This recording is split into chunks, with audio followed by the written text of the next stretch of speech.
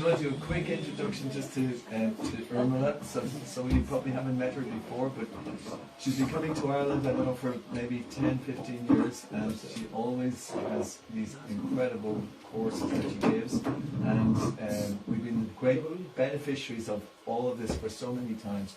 But this time she's come with even more ammunition, as you can see on here.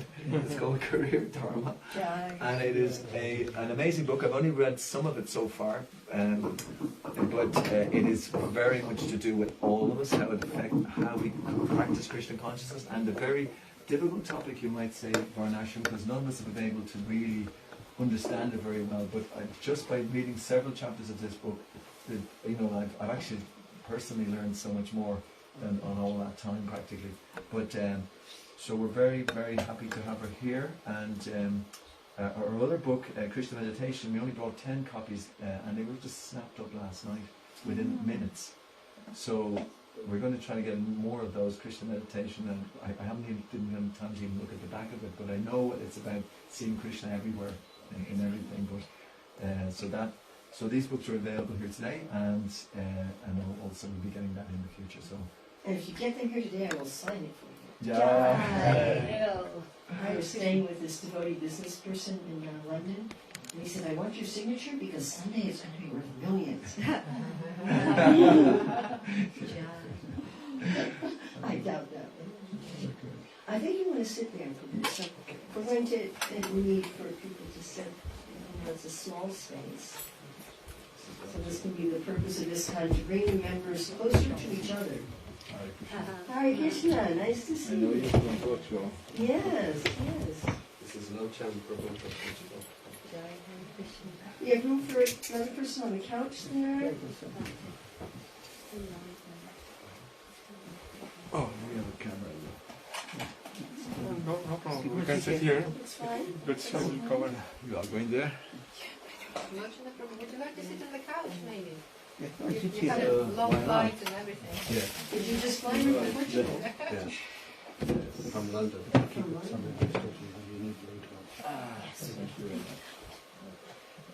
then you move off the couch.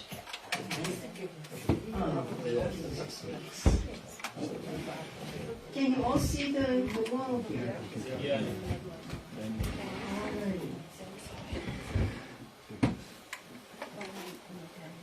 You know, it's one of these rare days in Ireland where it's warm out. Oops. Okay. Is it possible someone to open maybe some of the windows behind the curtain? Open? Yeah, it's... This is open window. There is open. Just one window. No. Leave the curtains closed, but open the windows so we'll get some air. Yeah.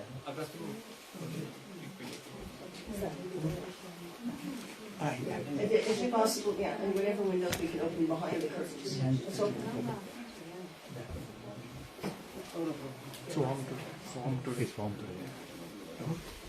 One of those rare, warm, sunny days. Yes. How many of you were at the classes yesterday? Okay, well, this is going to be interesting. So what we're doing today builds on yesterday, and so therefore those of you who weren't here yesterday are probably going to feel slightly lost. No, that's not good at all. Let's see. Okay. I'm going to just...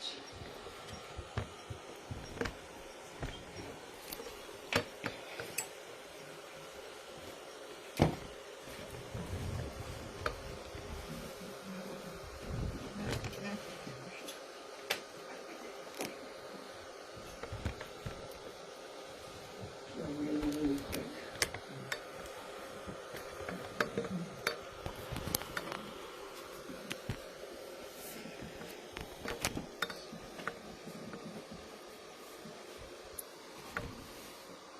Okay, I'm just going to go through this super fast. Like, I'm going to race through this.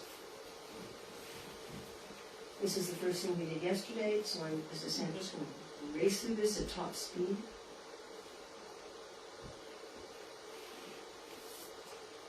Okay, so these are the four main areas of career Dharma: identifying our career field and prosperity type, learning the secrets of making our work deeply meaningful, progressing towards Dharmic mastery, and the whole system for peace and prosperity. And these 4 areas encapsulate these 9 principles. Why don't we read them together?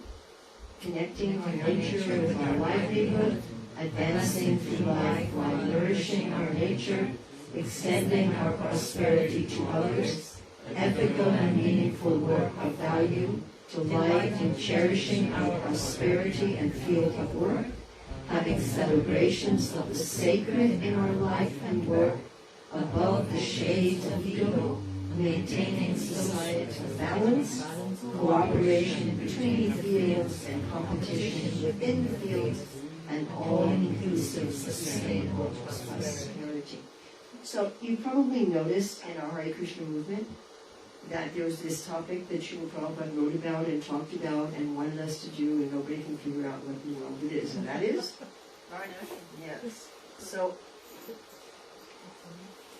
one of the problems is that people often focus on details instead of on principles. So these are the principles particularly related to Varna, although principle number 2 also relates to ashram. Alright, so this is, we went over this yesterday. Again, I'm going to fly through this. So connecting our nature with our livelihood, we looked at how to be rich, and that you can have a lot of cash and a poor life. Yes? True? Yes. You can have a little cash and a rich life. True? Yes, so prosperity is not only about cash. We talked about how prosperity is identified in the Shastra in these 6 ways. And that we had a whole lesson yesterday on how to identify which of these are important to each of us in our own career, and which of these we probably don't want in our own career. And this lesson really helped us to hone in on very specific careers within the fields. Then we looked yesterday at the definition of the 4 fields, and we very intentionally do not use Sanskrit terms for these, because the Sanskrit terms most people bring in with a lot of baggage, mostly misconceptions.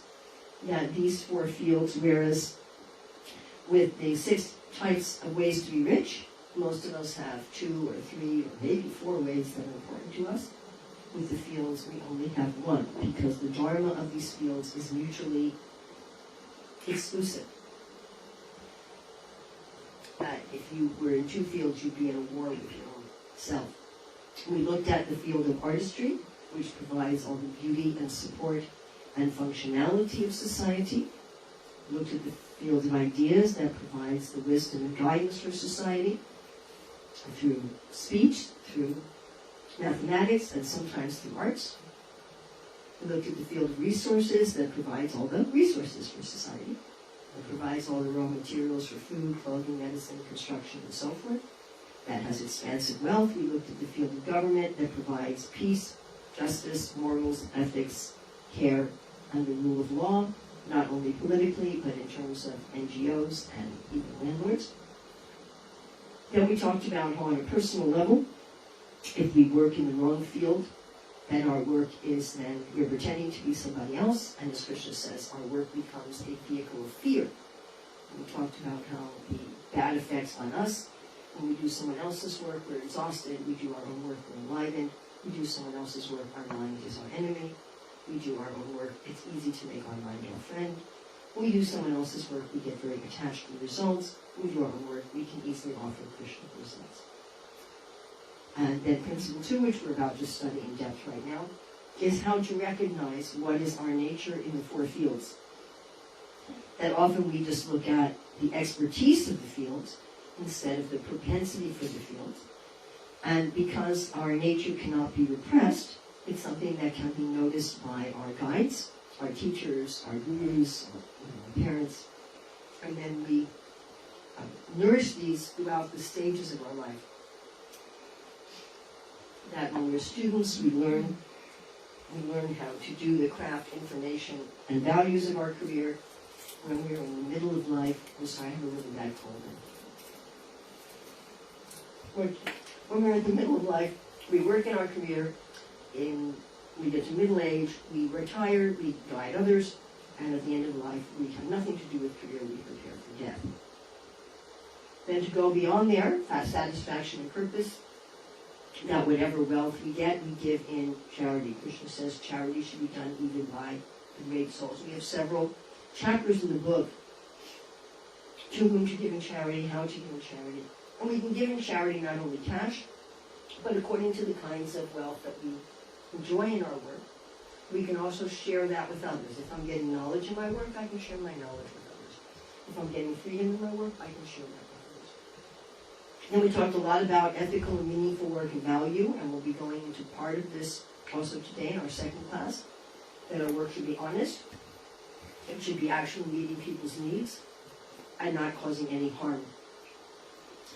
And this is very good, but this is all within the law of karma, and we can go beyond that to working with love, love for ourselves, love for our work, love for the people we serve, love for God.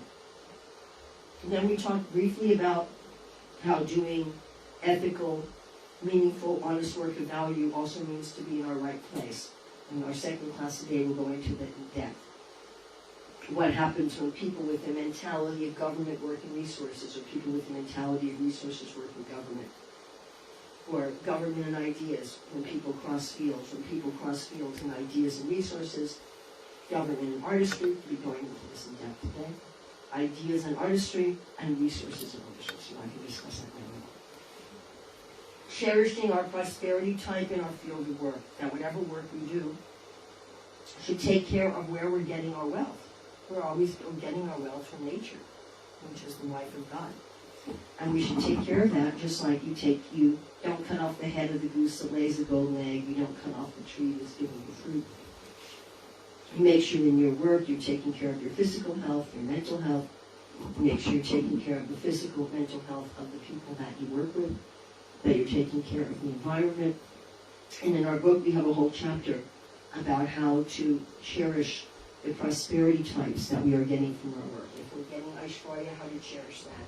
If we're getting Virya, how to cherish that, how to protect it, how to make sure it's being nourished.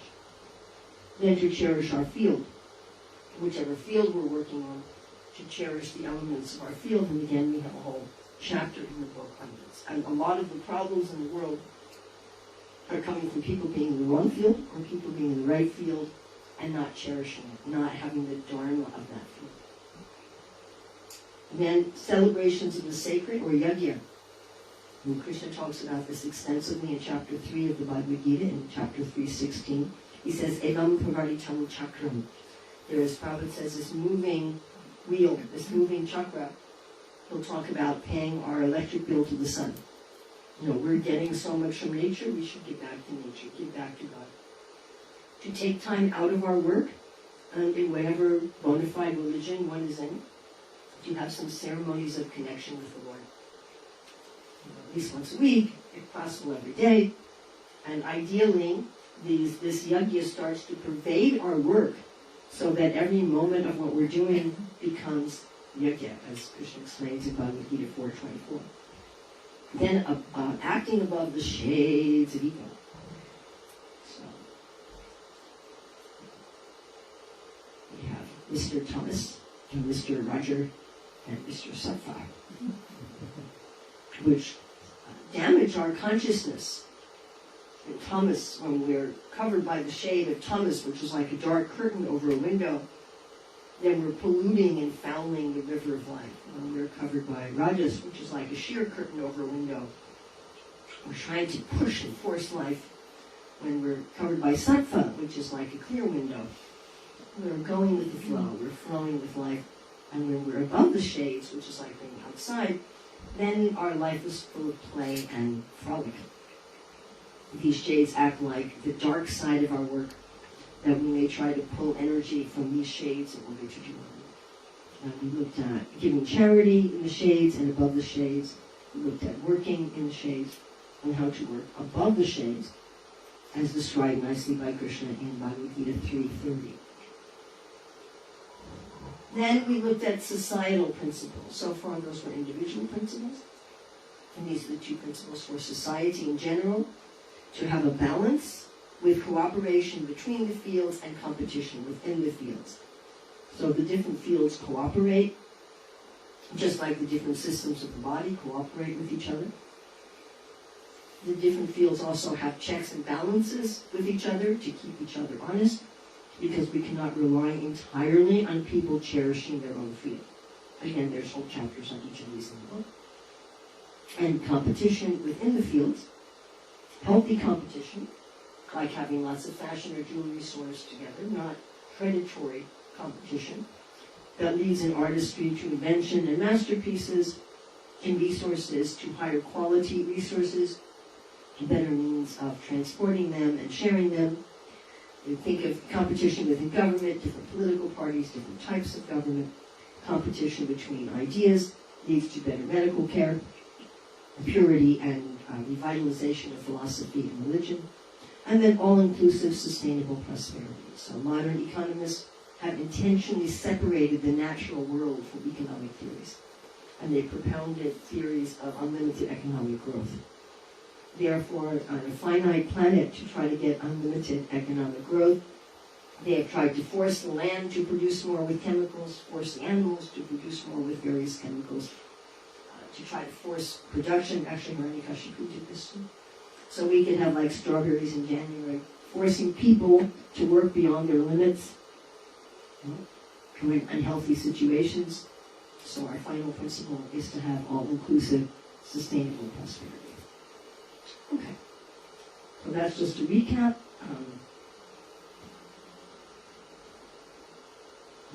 I just did an hour and a half class in my 10 minutes. That hopefully gives you a little bit of a foundation.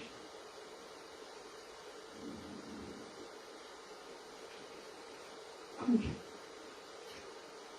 So now we're going to look at Principle 2, advancing through life while nourishing our nature. So our second class yesterday was about the nature of the fields, what I like to call the containers. Now we're going to look at what kind of people are in each of these fields. So of course these fields are defined by Krishna and by Gita, this very famous verse. And what's extremely important here is that he says that we cannot repress our nature.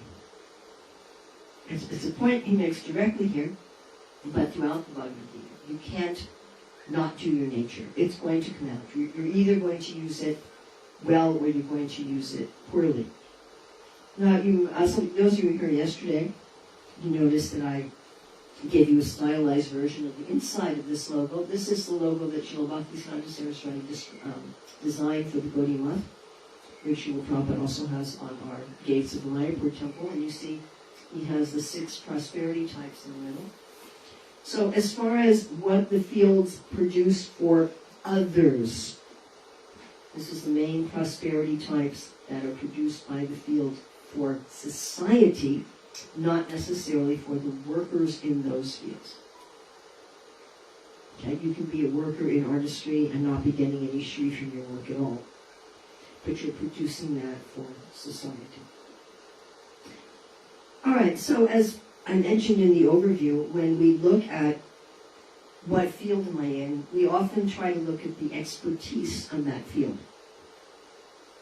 Even in the Shastra, we might look at what we would call the Dharmic expertise. Because the Shastra pretty much just describes these fields in terms of those who have the Dharmic expertise. But what we're going to start out with is just a propensity, an inclination. And because our nature cannot be repressed, that inclination may show up in ways that look considerably different from Dharmic expertise. People come right here. So you notice I have up in the corner a little tiny picture of a baby learning how to walk. Everybody see that? So, right here. So when you see that on a slide, it means we're looking at, right here, it means we're looking at beginning inclination. So we're going to look for each of the fields at beginning inclination and Dharmic expertise. Okay, and as we do this, I'd like us to really think about what kind of inclinations do we have. Now, a lot of people make the very understandable mistake of saying, well, I'll do what I'm good at.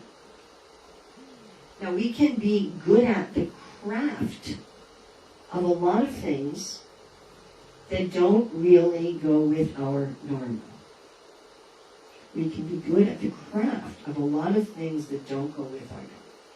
Any work has information related to the work, what stuff you have to know, then the skills, the actual craft of the work, and then the Dharma of the work. So each of us might be very knowledgeable about work in a particular field, and we might be very good in the craft, but it's not our Dharma. And we talked about how we can tell that at an individual level. When I do work that's not my Dharma, how do I feel? Exhausted, drained, irritated, frustrated. And what else? Uninspired. My mind becomes my enemy. And what else? I become very attached to the results of my work. Yes. I might be very good, I might be expert at it, and the craft. And that's why Krishna has his 2 verses, that even if you're expert at the craft, you should not do someone else's work. So, how do we know what we're good at? That's actually our Dharma. We're looking at our basic inclinations towards values. Now, before we've had somebody who could train us and mentor us and guide us, these values may come out in funny ways. But Krishna says they can't be repressed, so they will come out. Let's look first at resources. So, the Bhagavatam says that those in the field of resources are always thirsty. That doesn't mean for water. They have an expansive mentality. And people with an inclination for this field often like to play with resources or money, numbers in a way of understanding money. Always wanting to increase things. So I can give an example. Our youngest son is definitely in this field. When he was 7 years old, he started a business selling school supplies to our Gurukul students. So he would work with my husband to order things. In those days you had to order through a catalog in the mail. So he'd order what he wanted, and then he would get it at wholesale prices, and he would mark it up and sell it to the students like pencils and notebooks and things like that, and then he would keep the profits. And once he got to be a little older, we started showing, this is before most people had big TVs in their house, so we had a projector and a screen for the school, so we would show the Ramayana or Mahabharata after the Sunday feast, and he would make various types of prasadam. His first thing was making fresh orange juice and freezing it into popsicles. So then he graduated to things like pizza and cheesecake, and he had a little business like that. And by the time he was 17, 18, he was a network administrator in a textile company. He got up to be like the second in charge of that company by the time he was like 20, 21, and when he got his bachelor's in business, then he became the CEO of a prasadam business. So this tendency to want to make money and to want to create some sort of business that served others was very dominant, even as a very young child.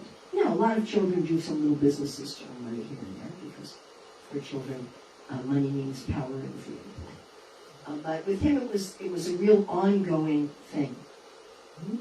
And the kind of things he said to me, he said, Mata, he said, by the time I was 20, I had created more wealth for society than you and my father spent on raising me. Interesting way to think about your wife. Right? And he said, if you really want to contribute to, they have 3 children.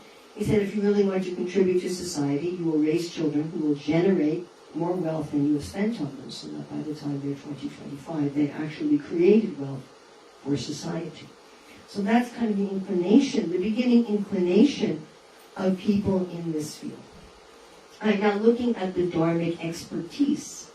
Now Dharmic expertise comes with training. It comes with nurturing. It doesn't come automatically. So people who have dharmic expertise in the field of resources are systems thinkers, but they're system thinkers about their own area. Like, let's say they work with animals, so they're going to understand, okay, what are the seasons, and when are the animals, when does their sheep grow, when does it need to be sheared, how many people in the market want to buy wool, you know, how am I going to plant, when am I going to plant this crop, when am I going to plant this crop. They're understanding the system. What is going on in the marketplace, what's going on with my competitors. And the flows they understand are those of natural resources and money. And they want to redirect these flows and increase them so that they themselves can tap into them. And does anyone who was here yesterday remember the two words we used that are key for this field? Yes, very good. To be sustainable and regenerative. So the key values of those who have dharmic expertise in this field is that there should be sustainable, regenerative wealth. Again, without this field, nobody eats. Nobody has clothes, nobody has buildings, nobody has medicines, nobody has any of the raw materials of life. So the people in this field very much put their own oxygen mask on first. They know that if they don't make a profit, their business cannot be sustainable and regenerative, and they will not be able to employ anyone or feed anyone.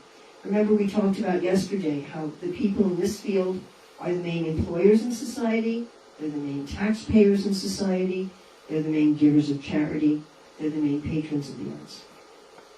And if they can't have sustainable, regenerative business, they can't provide that function for society.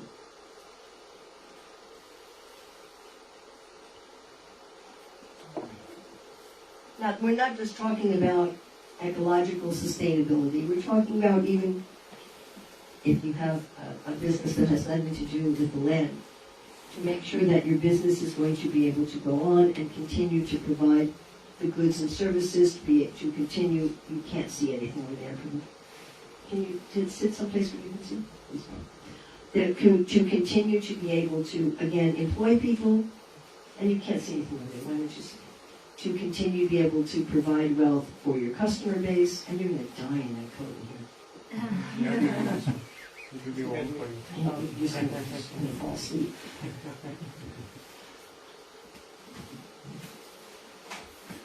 And Prabhupada talks about how experts in this field, they're able to make money when the market's going down, and they're able to make money when the market's going up. They can understand the flows, and they can get things in the down times and in the good times. The concepts of saving the seeds from the harvest. This again is very important, especially when we come in our next class about crossing fields. The people in this field are very conscious that you've got to save some seeds from the harvest to plant next year. You have to have a profit. You have to have something in reserve to keep things sustainable, to keep things regenerative. And those with dharmic expertise in this field, they're willing to sacrifice everything to preserve the flow of resources and to provide high ethical standards in their livelihood. And my father was very much like this. He was the CEO of an international corporation. And at one time, the truckers' union, which had become very much influenced by the mafia, was trying to extort his company. And he just refused to deal with that. He just did not deal with that. And it caused some economic loss in his company, but he said, better to have good ethics than to make money.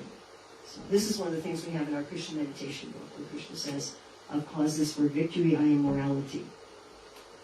So the people who have dharmic expertise, they're willing to sacrifice anything. You can't see anything there, and I'll be very sad.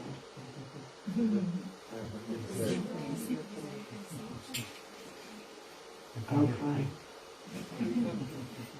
There's a place right here. You probably don't need your coat. Yeah, it's this one.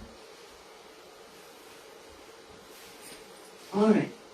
So the fundamental questions they ask themselves about their work is it sustainable and is it regenerative?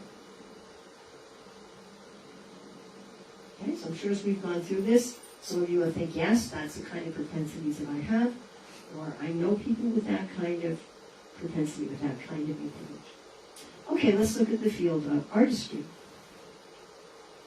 So the beginning inclination, again we have the little baby in the corner, beginning inclination, people who love to play with beauty and function. Maybe making fine art, performing services, exercising a craft, working with tools, using their own body as a tool, sometimes taking things apart, kids who take things apart. That satisfaction, I made that, I fixed that, I cleaned that. Now, we all have that, and as I mentioned yesterday, many of us have hobbies that are similar to some of the livelihoods in artistry, but we wouldn't want to do them as a livelihood. And one of the main values of this field is the joy of serving others. So this part of the Dharma became very clear to me one time when I was visiting St. Petersburg.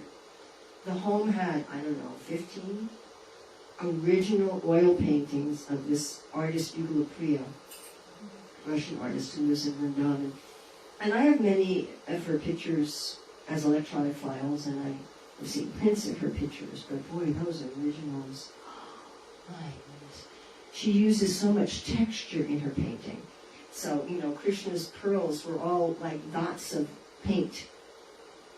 And she mixes sparkles in the paint. It was incredible. Just amazing. There's no way that you could appreciate and understand the quality of her art by looking at a print. And when I was there, I was thinking, wow, she's done all these paintings that hang in someone else's house. I mean, I wouldn't do that. If I did paintings like that, I'd want them in my house. I didn't get friends. But this is the essence of this field, this desire to serve others. In many ways, this Dharma of this field is the closest to bhakti, which is why the people in this field have shelter at the lotus feet of the Lord. And the Lord particularly protects them as the vehicle for yajna in the universe. So this Dharma of, I made that, I cleaned that, and I want to do this to make others happy. I want to please my customer. I want to please my client. I want to do something the way that others want it done. In the dharmic expertise of this field, the Shastras say honesty.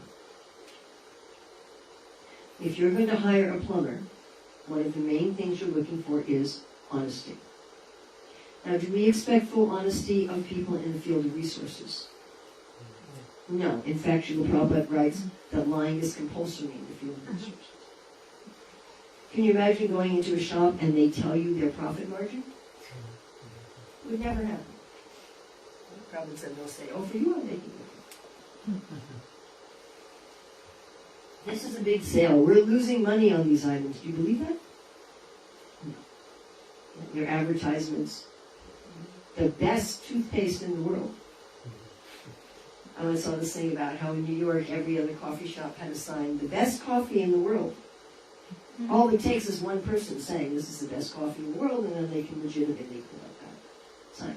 So in resources, we don't expect full honesty. In fact, Prabhupada said that if you're doing full honesty, you can't do the work of that truth. But in artistry, there has to be complete honesty. And one reason that that's true is that the people in this field are not profit-minded. They're not profit-minded. So if somebody is making some pots, and they want to have a little shop and sell some pots, they're not doing it to make a profit and having a sustainable business. They're doing it to share beauty and function with the world. Obviously, they want an honest living from what they're selling, but they're not in the mood of expansive wealth. Is that clear? What the difference is? Yeah? One question. Resources line is there, and in artistry, honesty should be there, right? But yesterday you said Krishna likes the resources field so He works in it himself.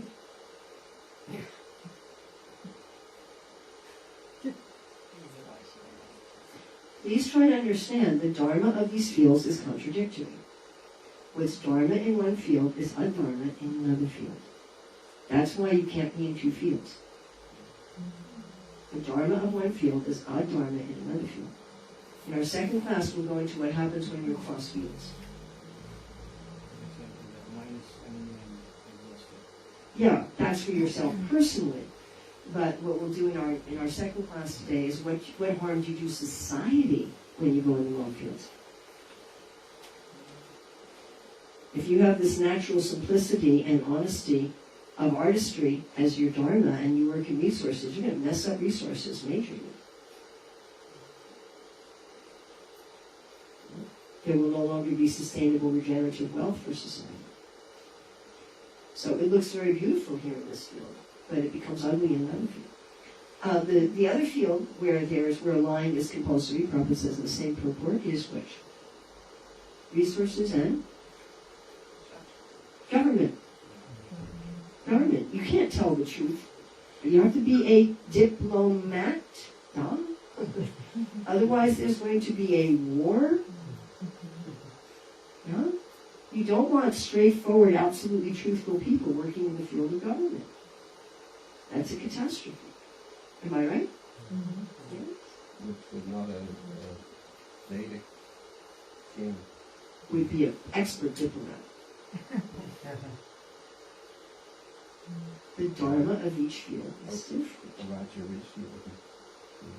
A Raja Rishi would be someone who is absolutely expert in the Dharma of that field and above the shades. The difference between a regular ruler and a ruler who's above the shades is they become a Raja Rishi. And that's the principle of being above the shades of ego. But you still do your duty. Arjuna had to fight with Bhishma. That's improper. But it wasn't improper for him because that was his dharma. And Arjuna was thinking like that at the beginning. He was saying, there's so many problems here doing my dharma, I'm going to incur sin. And Krishna is saying, you don't incur sin by doing your own duty. Yes? Am I clear? And what does Krishna say? In every endeavor there's some fault, just like smoke covers fire.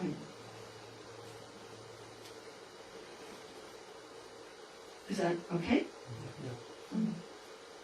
Another quality of the expertise of this field is great satisfaction in the craft. So the Bhagavatam talks about an arrow maker who was so absorbed in making his arrow that when the king's retinue came by, he didn't notice all the noise and all the people and all the commotion. He just was so focused on his arrow.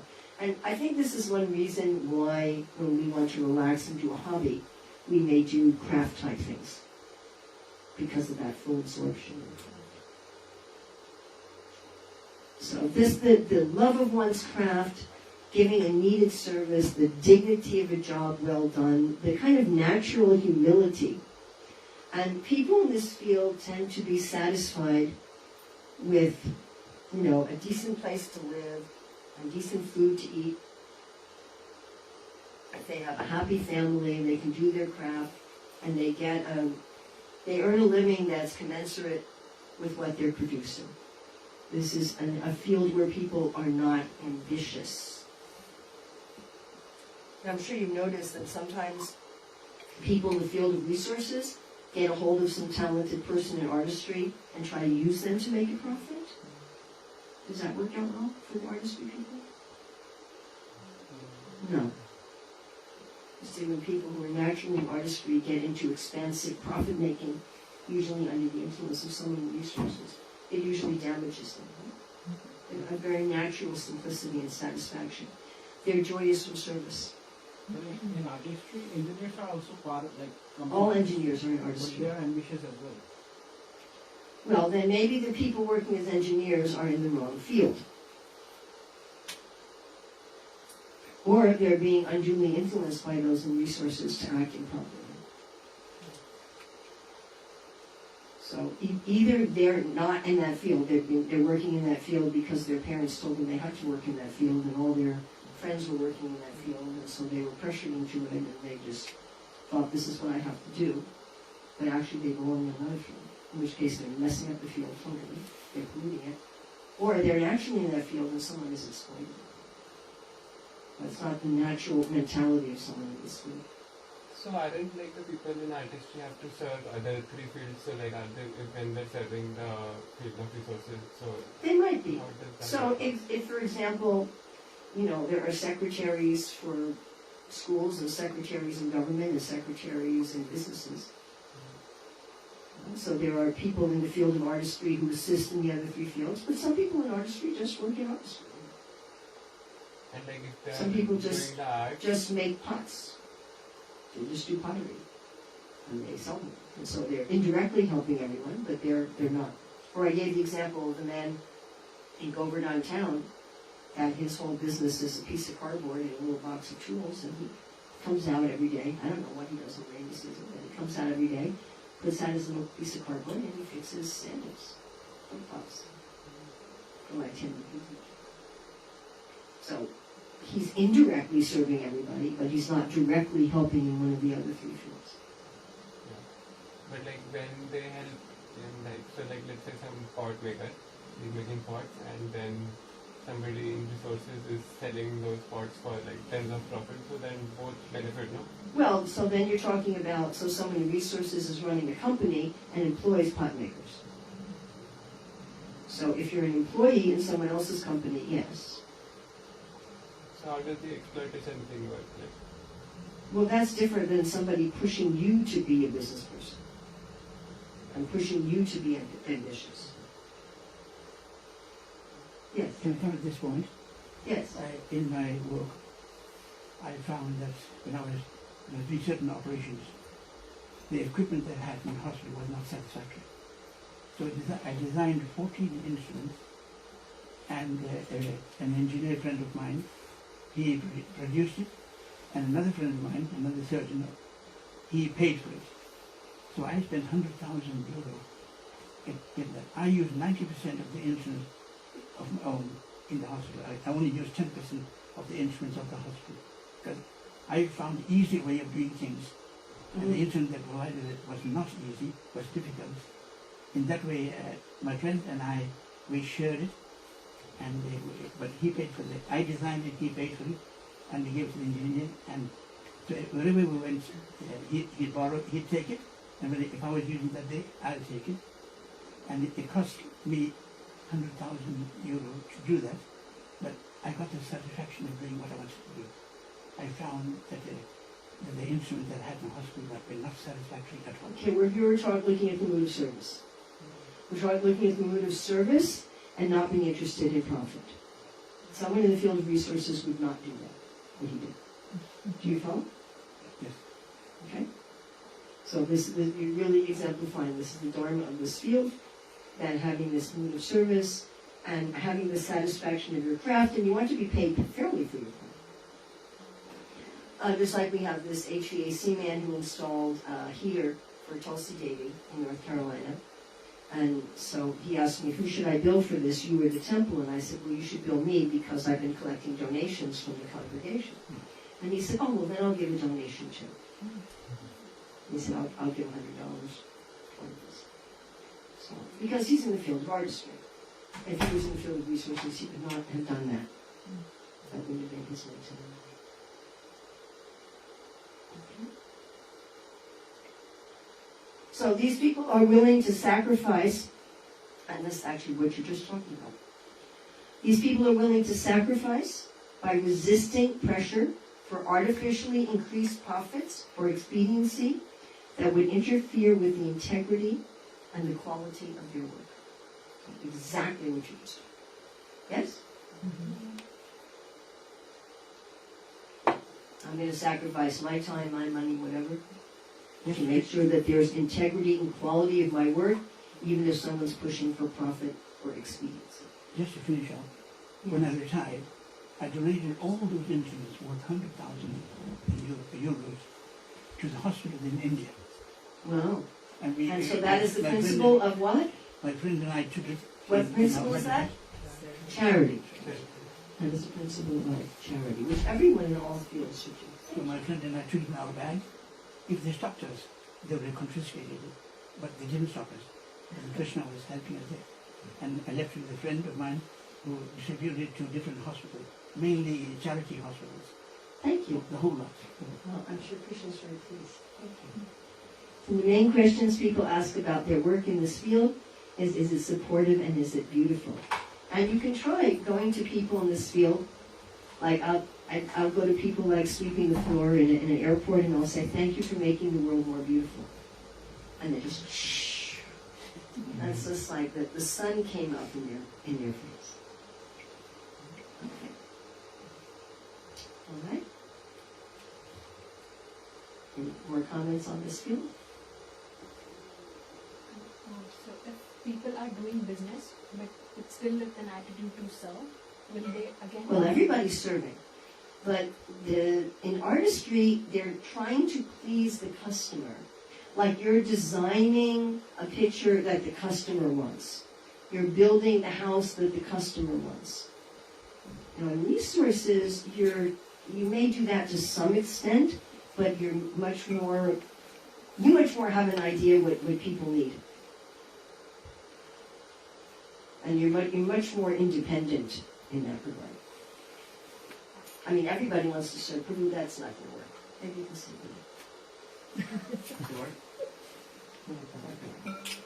Thank you. Sorry about that.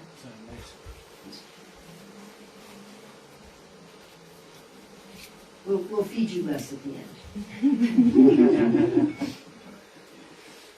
Okay, very good questions. By the way, there's no foolish questions. Does anyone else have any other question about this one?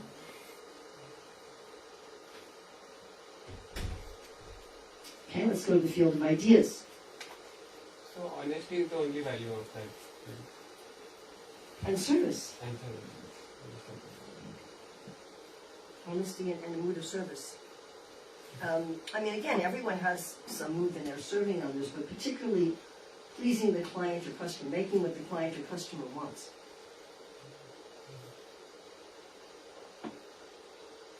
Does that make sense? Yeah. Everybody understand kind of the distinction there?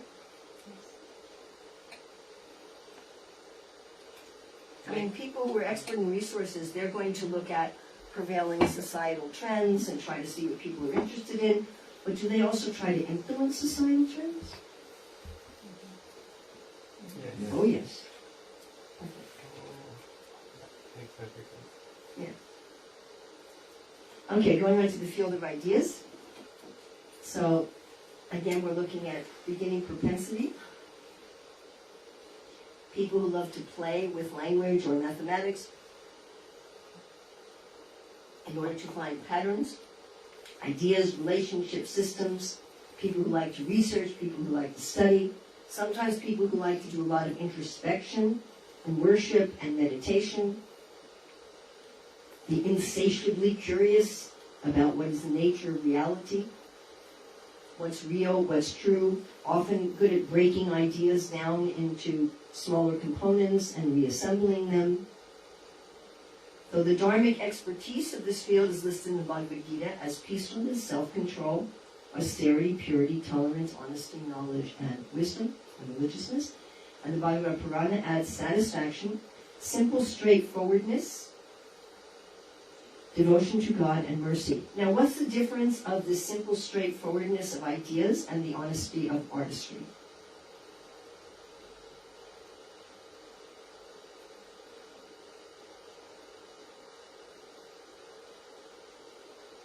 Ideas, things come out of research.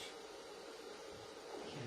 Those are like truth within yourself and something like that. But in artistry, it's just honesty, simplicity, something like that. What are you being honest about in artistry? So in artistry, you can be honest about things that people will like. And in truth, like in the ideas, maybe things that people will not immediately like, but which is ultimately getting towards the You got it. So artistry, they're going to be honest. This is the best pipe system for your project. This is a little better one, but it will cost more money. This is how much my labor costs. This is the skills that I have. This is what you can do, and you expect that they're going to be honest.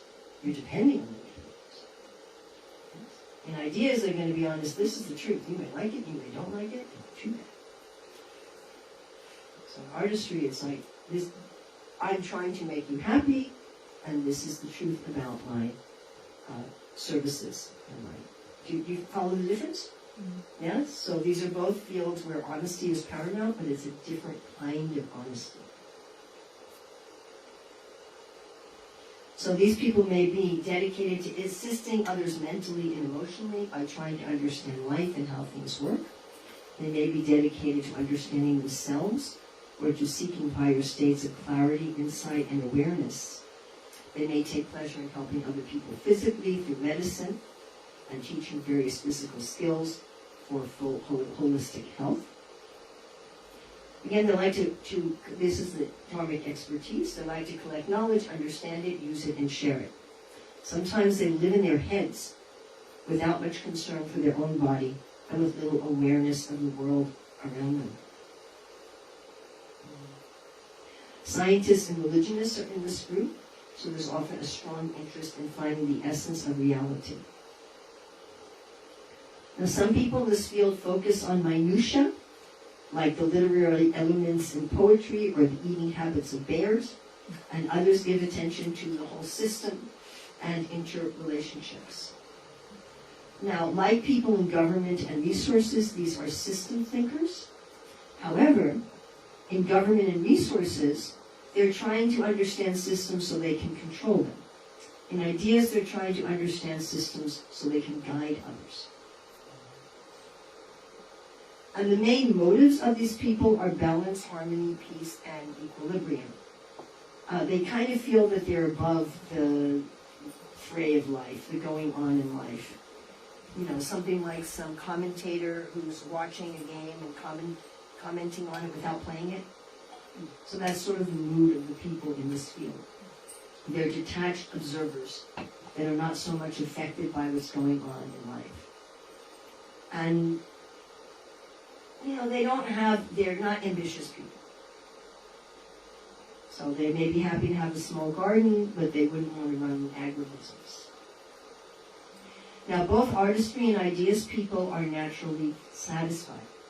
Now, artistry people are satisfied with basic, what we would call creature comforts.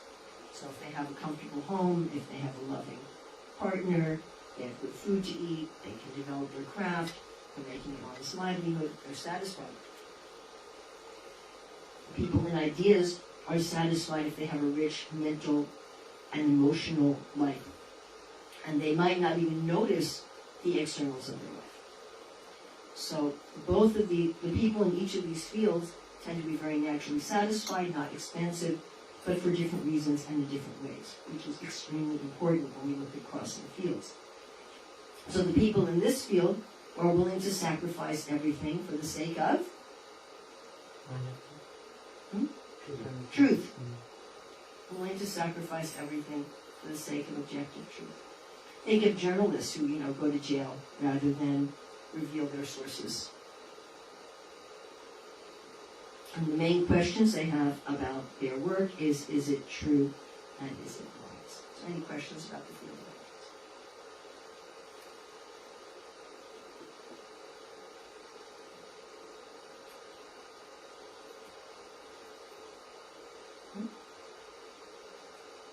Now, when you're talking about artistry helping the other fields, let's say you're really into beauty and support, and you're also really into truth and wisdom, then you're probably an artistry person who particularly assists in ideas.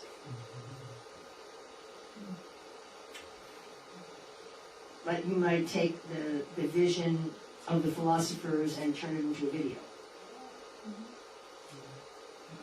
Any discussion at all on this one? I just wanted to clarify, like, there can be some people who like to assist and they like finding the truth as a sideways, like assisting, as I said now. And they like helping people who are finding truth. And there can be people who are like, okay, I have a job and all, this will help me just to sustain and let me focus on finding the truth. So, how to understand? Krishna does not want us to do jobs just to sustain. He's very clear about that. He wants us to do jobs that are an expression of our own values and our own dharma. We should not be doing things that are not our nature just to pay the bills.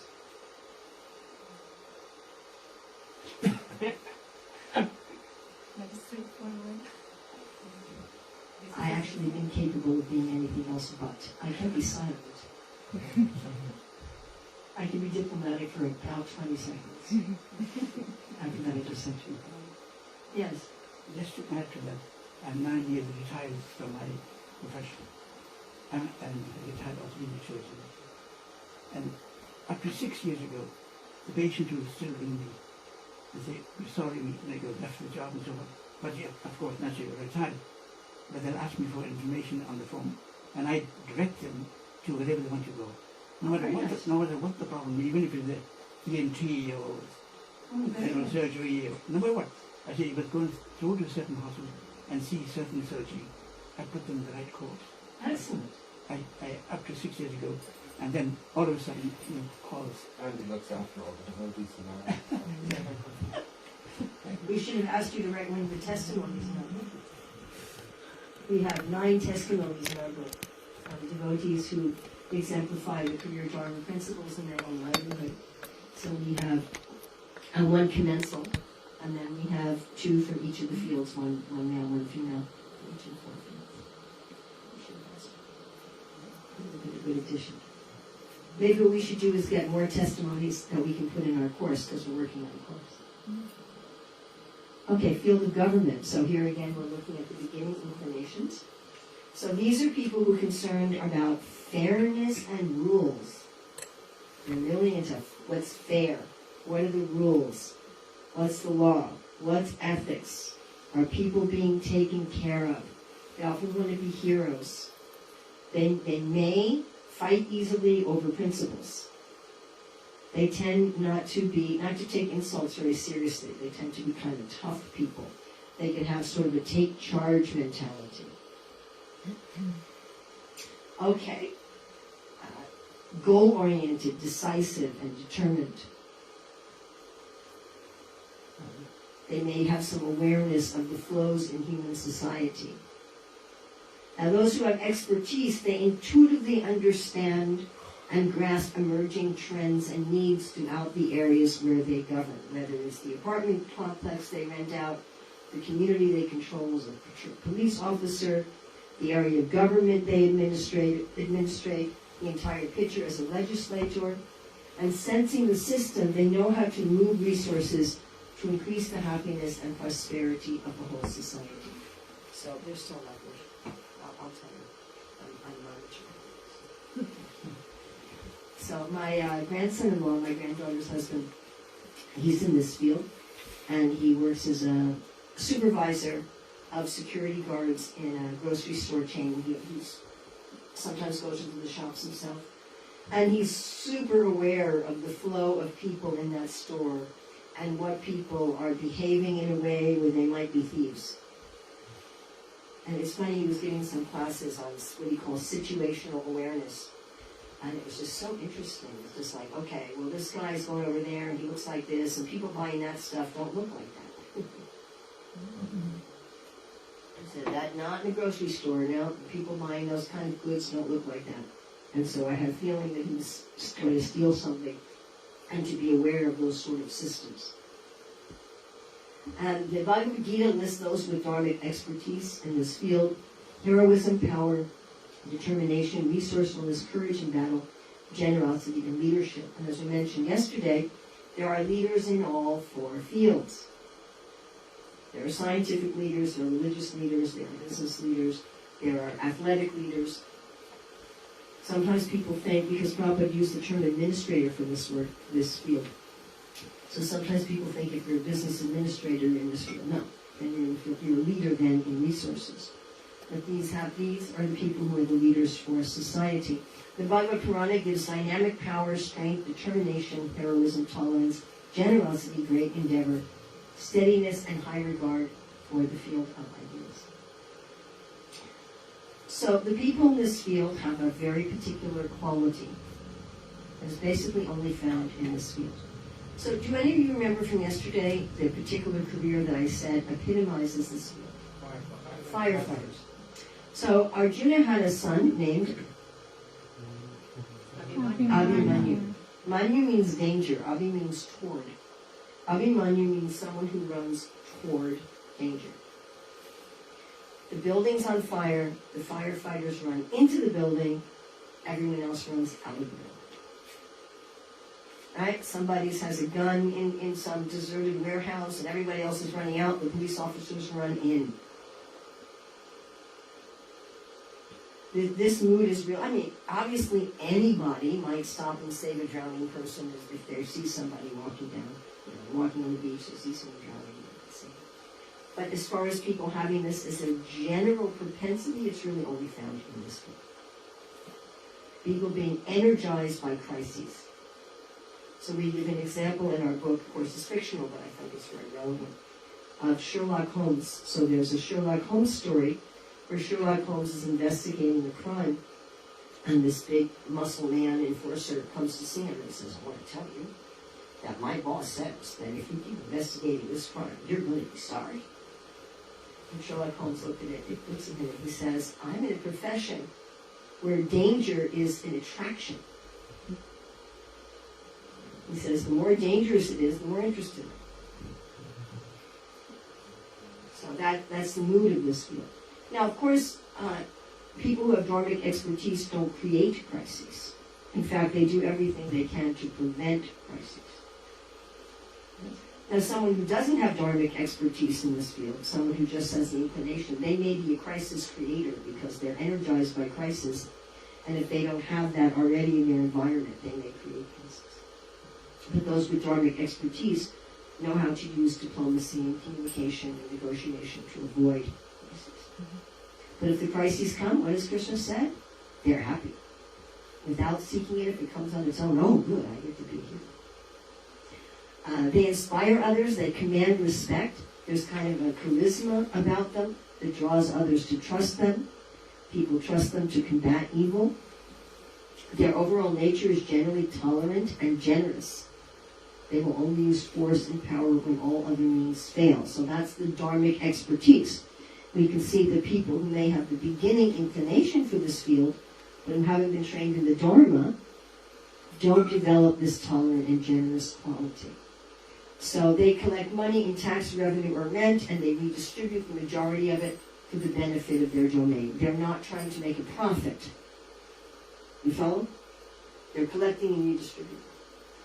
Now, these people may also be very studious, and sometimes that's true of people in the field of resources as well, but they're likely to be studious about practical matters. So they want to study things, political science, economics, warfare, negotiation. They're not so much interested in theoretical knowledge. They're really interested in practical knowledge, but many people in this field are very, very studious and very learned. And they're like the parents for the society, and they protect everyone in their domain. Prabhupada talks about this a lot. They not only protect people, but they also protect particularly the non-agricultural land and animals. So here's my grandson asked me the other day about some man who spent his energy developing, in a non-profit, a non-governmental organization, developing sanctuaries for endangered wildlife. So sometimes the people working in this in a non-profit, instead of collecting taxes or rent, they're collecting charity. And he said he's protecting endangered species. I said, well, that's government. It's part of the work. So these people will sacrifice everything for what? Protection. What else? Justice. Being an honorable person. Satisfaction. Well, everybody will sacrifice it. But what is their satisfaction? Justice, honor, order, peace, morals, ethics. So the main questions they ask themselves about their work are, is it just or is it honorable? Does anyone have any questions about the field of government? You said that they are goal-oriented, right? Yes. But, for example, scientists are also goal-oriented sometimes if they want to create something. Yes, but scientists tend to be much more patient, and they may research for decades.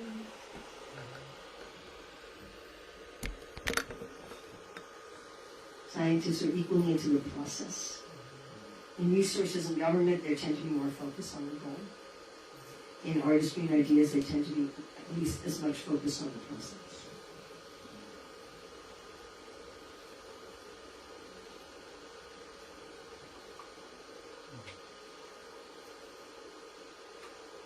So I have a question. Like if we are in some field and we have a hobby of another field. That's fine. It's not your livelihood. Yeah, so should we follow the dharma of the field of the hobby as well? You're not doing that for a livelihood. You're just doing it for your own relaxation. Like, You're not doing that as your livelihood. but like when we are like. You know, like let's say you're a teacher all day, and then when you want to relax in the evening, you're listening to devotional lectures and you're doing embroidery. You're not doing embroidery to sell to other people, to serve other people. You're just doing it to relax. We go out and play tennis in the evening. You're not playing tennis as a livelihood. You're not playing tennis to serve the spectators.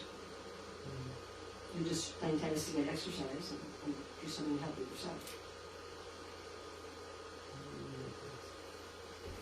You know, if you're going out and distributing food to the needy, again, you're doing that for your own satisfaction. You're not really thinking about the big justice of society. You're just doing this as something that's recreation. Prabhupada talks about emergency, ordinary, and desired activities, and I understand desire to be hobbies. And hobbies it's usually something you can't do every day. Sometimes you may go a week or two and you can't do your hobby. It takes up a very small amount of your time. Again, you're not doing it for your livelihood. You're not doing it to contribute to society. Sometimes when people ask, you know, what do I love and what am I'm good at, they think about recreational stuff. You know, someone can say, what can you do for 8 hours without getting tired? Oh, watch television. You know, but that's not contributing anything to society.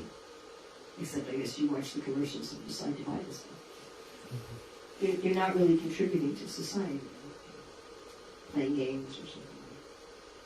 So people get confused, you know, what are you good at and what do you like, what can you do all day? But how do you want to contribute? Like one devotee came to me in Slovakia and he's like, okay, I'm not in resources, but I can't figure out the other ones. He said, I like to build a lot of things for my family. I said, would you do that as your work? Would you want to be paid for it? Would you want to do it all day? For other people's house, would you want to make desks and pools for them? He's like, no. He came to me the next day, he said, and I'm really interested in justice. I said, okay, would you be willing to fight for that 8 hours a day? He said, no. So, you know, what are you willing to sacrifice for? Now, when there's some mixture, it's usually that you're touching another field. Like you can be a professor in a business school, or a professor in a law school. You follow? You can be in the government ministry that supervises agriculture. You can be in the government ministry that supervises labor.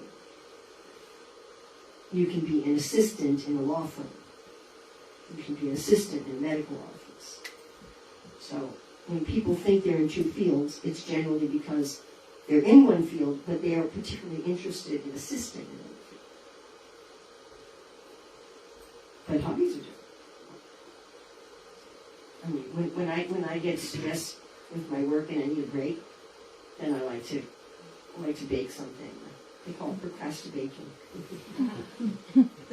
Clean the house or do laundry. Work in the garden. I can only do mental work so many hours. I mean, eventually my brain gets tired and I have to do, and then I want to do something physical. Yeah. In terms of the process of identifying Dharma personally or for other people, do mental blocks, like mental issues, get in the way of that? You know, like someone might suffer from some emotional or mental trauma or something. Yeah, definitely can. And actually, let's look at that. Okay, so how do we find people's nature, especially when we're young and we haven't been trained in the Dharma? So if we have the inclination, but we haven't been trained in the Dharma, our inclination may come out in some kind of negative way. Because Krishna says it can't be repressed.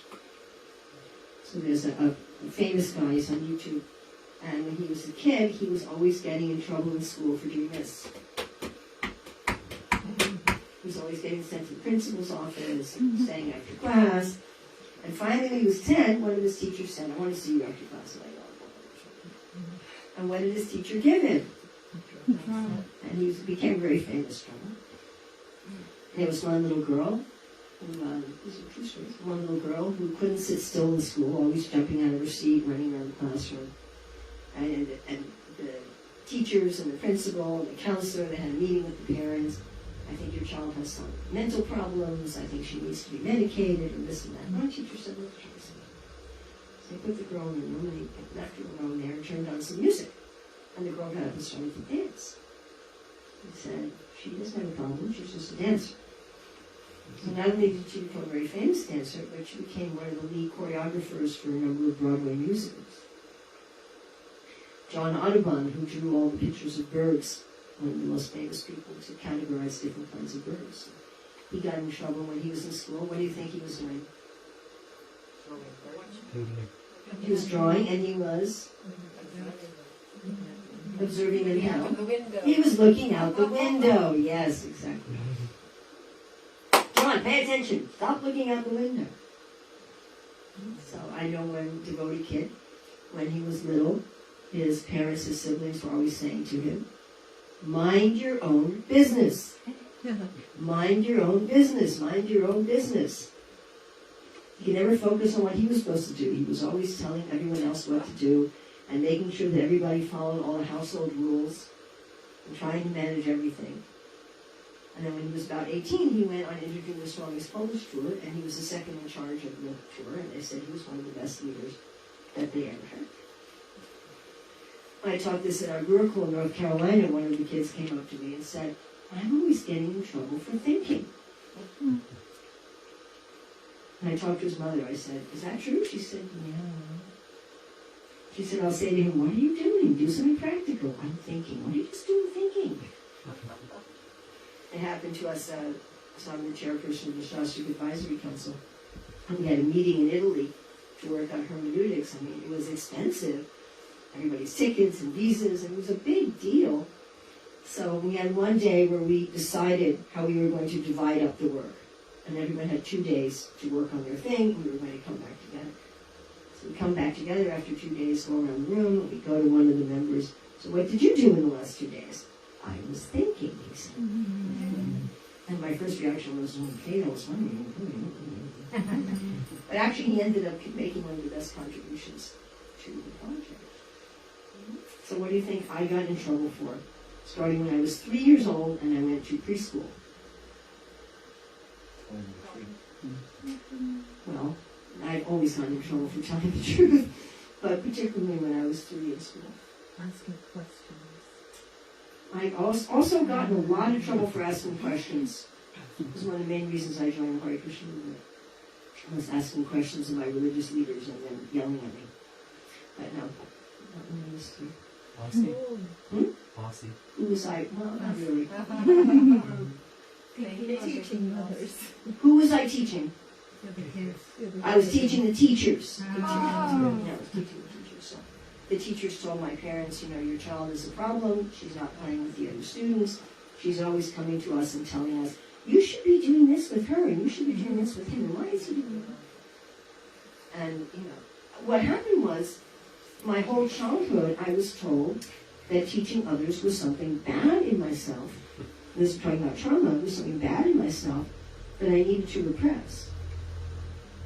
People would say, stop teaching. The same with asking questions. I was always criticized for asking questions. I was always criticized for teaching. My teachers, my mother particularly. And so if somebody had asked me, what are you good at? Would I have said teaching? No. Because I didn't see that as something I was good at. Do you all follow? Yeah. If you ask that one young man, what are you good at? He wouldn't have said leadership. Because he thought that was a problem of his. Yeah? I want to speak if you actually go through some serious abusive trauma or something that can really mess up any connection with who you are. So I've been working with this one person who was went through severe sexual trauma for her whole adolescence, and she just recently, like a year ago, came out and revealed what had been done to her, and she's gradually, with a lot of help, coming to understand who she is. You know, the person who was abusing her manipulated her into thinking that she was something other than she was. So yes, trauma can mess that up, especially very severe trauma. Now, I was very, very fortunate that when I was 24, I met my god sister, Jyotirmayi. So her oldest son was the same age as our middle child. And she said, well, we need to have some kind of school, some kind of program. I want you to help me. Now, previously I had watched kids in Gitanagari when our oldest son was little, and I hated it because the temple authorities said, Urmila, you have a kid, so we want you to watch the kids so that the mothers can do something important. That's exactly anti-Dharma, you know? And then there was no room, there was no place, there was no paraphernalia, there was no instruction, and I didn't like it at all. And then with Jyotirmayi, she actually trained me. The first thing she trained me in was the Dharma. She said, we're watching the kids for the kids. She said, the parents can go to sleep if they want. We're watching the kids. And I was like, wow. And then she trained me in the craft. She trained me in the Dharma. She trained me in the craft. Within 2 weeks, it's like, oh my God, I'm a teacher. And I've always been a teacher. But without that mentor, without that nourishing, I never would have discovered that. And a lot of what I do is teach teachers. Now, some people are very fortunate that their parents and their teachers recognize their inclination and propensities and nourish it from the beginning, but that doesn't always happen. Sometimes people go in the wrong field because there's societal pressure from their family. You know, everyone has to be a doctor or an IT specialist, and like there's no other careers in the universe. Or, you know, you have to make a lot of cash to contribute to your family, and that's what's most important. So there are people who get under a lot of pressure and therefore go into the wrong field. Okay, any questions on this before we'll take a break? Two. Yes. Number one, I help all the devotees in their temple. Whatever problem they have, if I can help to solve it, I would, whether it's medical or whatever. And funny enough, you happen to be the last person I helped. Well, hopefully I won't be the last. Nanda will tell you what the situation is. Yeah, thank you. Oh, very nice. Very nice. And so I told you to get certain things so the chemist. Well, that's what one should do when one's retired. One no longer works in one's career. One's finished, one retires from career, but one still is assisting. And the second part is my daughter nearly got expelled from school. Okay. Because she started to tell the teacher she was wrong. Mm. You don't say that. She was given a 3 month probation that if she didn't behave herself, she would be expelled. And now her husband and herself are both practice herbal medicine and naturopath, and they're the only two in the whole of Ireland that have the license to produce herbal medicine. They have the certified to produce herbal medicine. Before, people had to go to England or send for them in England, but now they can send for them. And she's opening a huge clinic there in Clare. And that was first obvious by saying, hey, the way you're doing things is wrong. Yeah. And she wouldn't use 1 ounce, 1 teaspoonful of chemical in producing herbal medicine. Wow. All organic. And we have 40 acres of land, and 5 of them is for this, for the, so. Thank you. Did you have something? Yeah, my question was mostly that what if you only find out about, you know, how this whole system works when you're older, that you've been, that as you're growing up, that everything has been blocked, or you have to work through some things, and suddenly you're older, you're thinking, oh my God, I should be retiring now, going through Varnapras. What do we do? Do we just, how do we balance that? Well, Richard and I, we have a whole section in the book, a whole chapter about what to do if you're already established in something and you realize, oh my God, I'm in the wrong field. And how, in many cases, you can use some of your knowledge and skills, but use it in another field, another one of the 4 fields. For example, medical knowledge can be used in each of the 4 fields. Let me give an example of that. My own suggestion is if you're 70 or above, forget it. It's done. It's just like people, you know, if they're already 70 and they've been married 3 times and didn't, you know, forget it. Like just, you know, it just didn't. So did you say when you're 70 you should forget? I think when you're 70, if you didn't have the right career already, it's over. It's done. Well, on the 7th of August I turned 84. Well, then you And I'm definitely... still having No, but I'm not saying that's not what I'm saying. I'm saying you were obviously in the right career. I'm saying if somebody realizes when they're 70 that, oh my God, I've been in the wrong field, just forget about it. Just leave it. It's done. What can you do? Then you should continue in the wrong field. Well, just don't work at all. Just do something else. Enjoy the retirement. But I'd say under that, if you can change, change. I mean, I was just talking to one devotee who just turned 51, 52, and he went through these series of classes, and, you know, he was giving me all these reasons why he had to work in the wrong field, because the temple really needed it, and this really needed it, and he was good at it. And I said, people, everyone here knows that it's the wrong field for you. When we work in the wrong field, we're not the best version of ourselves. And then after a couple of days, he came to me and he said, you'll be very happy to know that I've got someone else to do that. Okay, we're not doing that anymore. At least 52. So if you're still at a point where you're healthy and you're vibrant and you can still work and you still need to earn a livelihood, and if it's possible to change, change. If you're at the point where you're fully retired and you know, that's not, then it's over. Fortunately, you can still go back to God. You can still love Krishna. And we should try, of course, to help people when they're young so that this doesn't happen in the first place. But there are so many people who they get to be 20, 25. I don't know what you mean by old. Like I was at the Manor and they talked with the ashram ladies and one of them said, well, what if you're really old in the ashram? And I said, how old are you? And she said, 36. Old. And I said, 40 to 60 is middle age, and 60 to 85 is old. I said, I'm old. And 85, once you get to 85, you're considered old. I said, but 36 is old.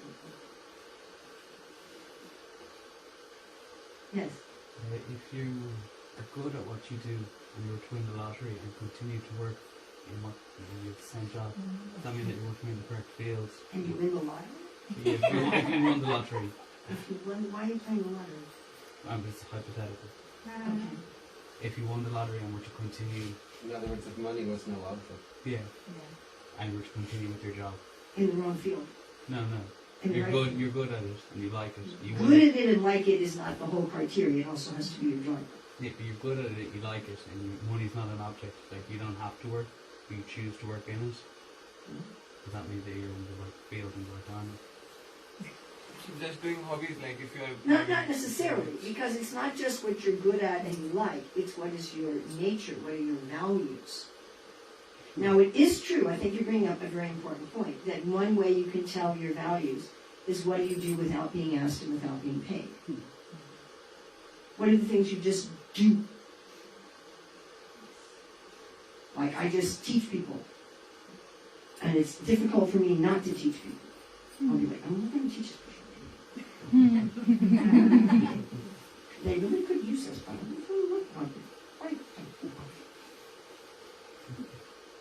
it's hard for me not to research. Something comes up, I want to research that. Nobody has to pay me for it.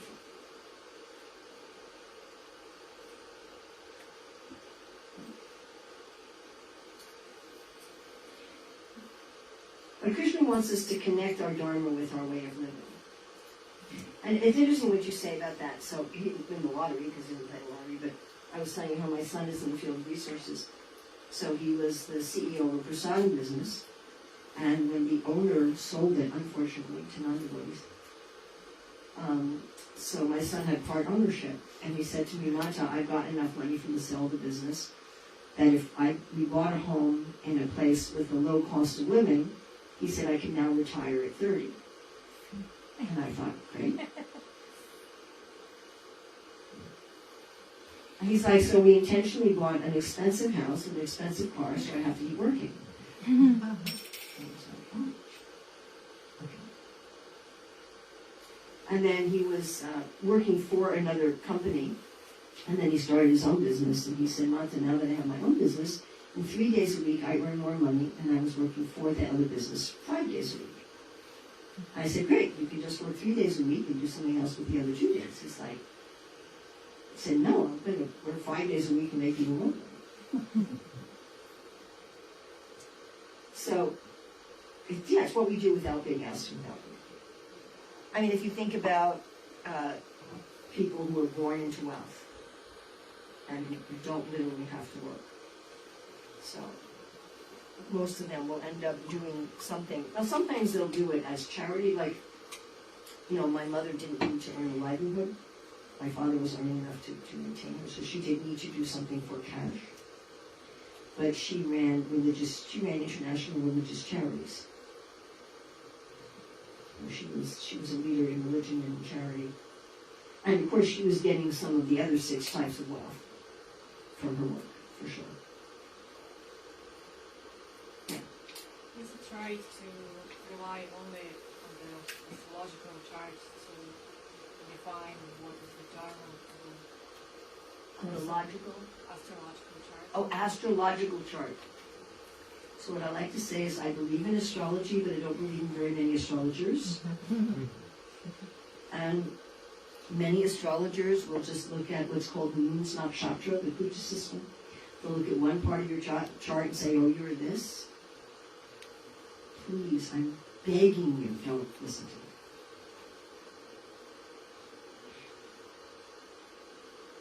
This is going to be one of these bitter truths that nobody likes to hear.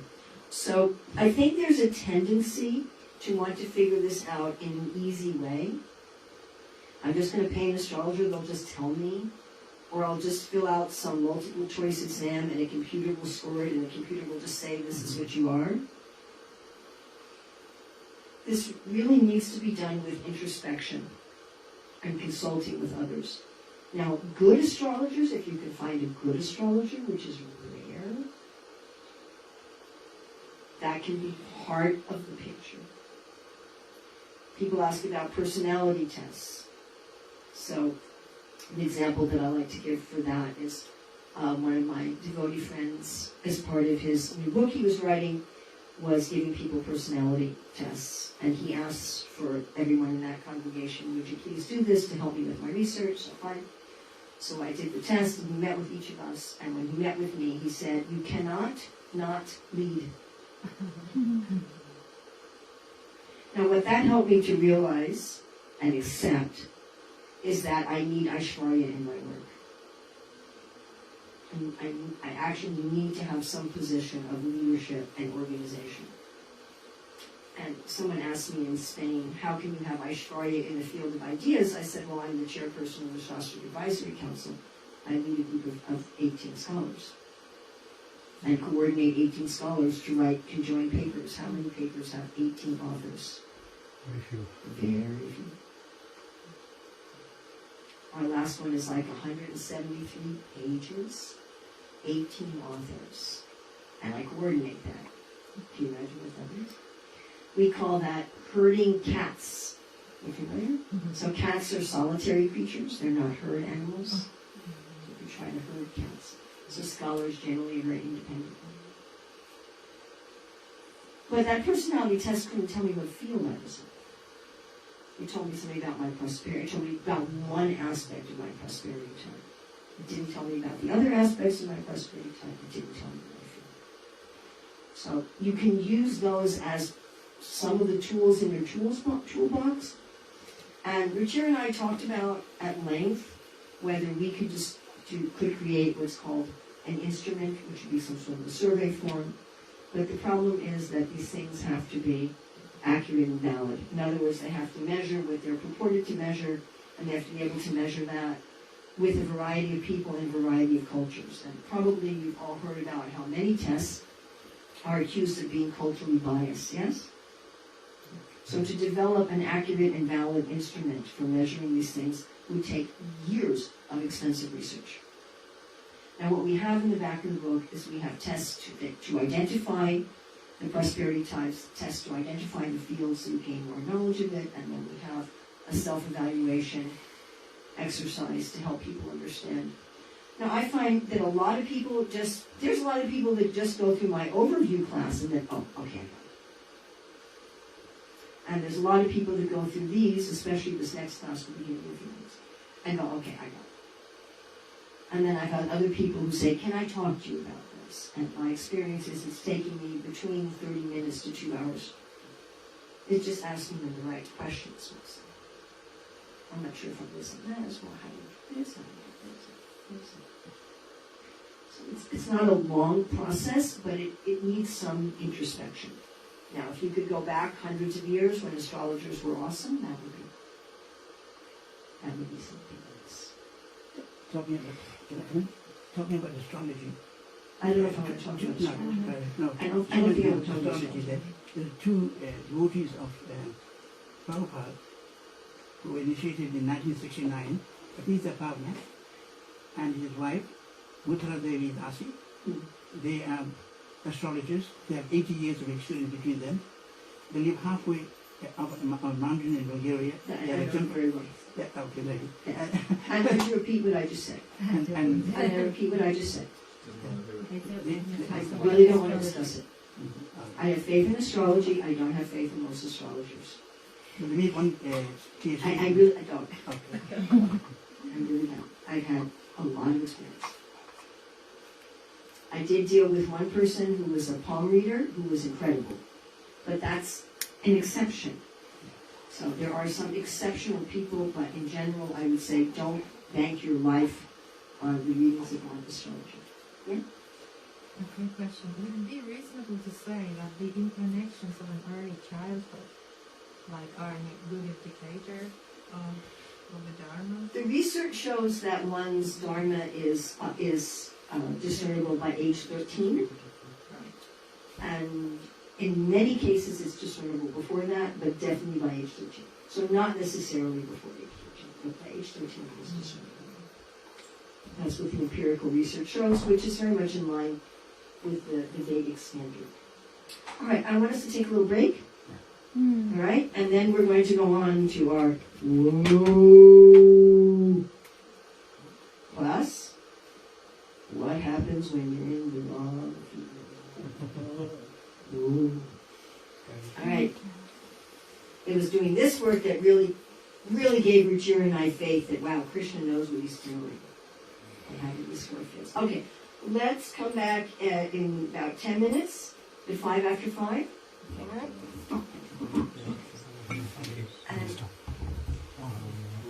Can you top up my TV? Okay, yeah. You can say part 1, part